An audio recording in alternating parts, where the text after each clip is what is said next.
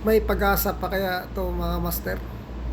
So kung makita nyo yung sitwasyon ng controller niya ay talagang kalas lahat yung wiring nito. So wala na siyang main controller board.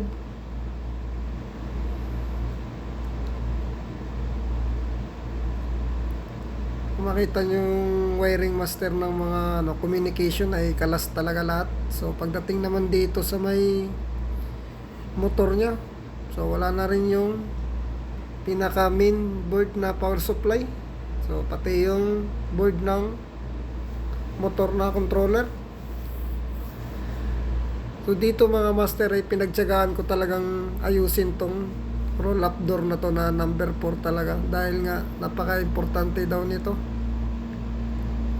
So ito kasi yung magiging daan nila master ng raw material papasok sa production.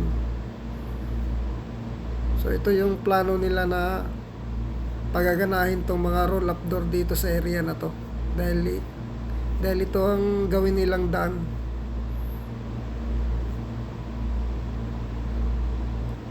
So dito mga master, ang ginagawa ko dito mga master ay nagkakabit ako ng board. So kumuha ako ng pesa doon sa roll up door namin na hindi ginagamit, dahil wala naman din kaming available talaga na bago nito.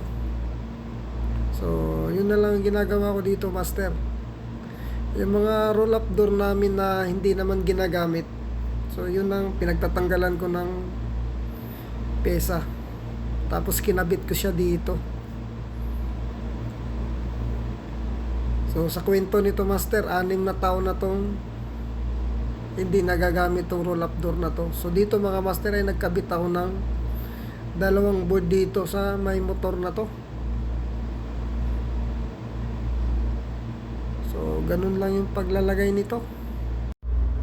So dito mga master ay tapos na. So nalagyan ko na siya ng 3 board mga master at gumagana talaga siya mga master.